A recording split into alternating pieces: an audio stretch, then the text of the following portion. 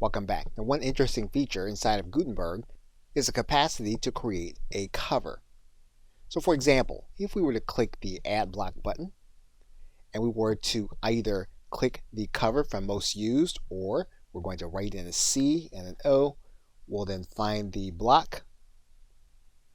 You'll notice then that you will be able then to drag an image or a video, or upload a new one, or select a file from your library. And what we're going to be able to do is we're going to be able to write on top of this image or video.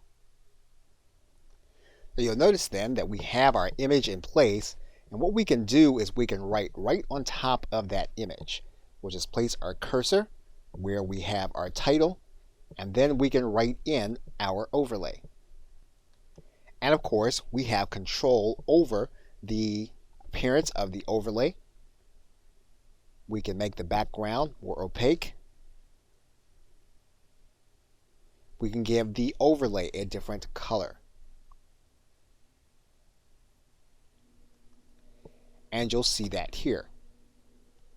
And of course, until you get the look that you want, you can clear out any of the changes. You can continue to add in content until you have the overlay that you want. Now this is going to be helpful if you have images or headers that you want to create with an overlay that you are going to write in on top of the image.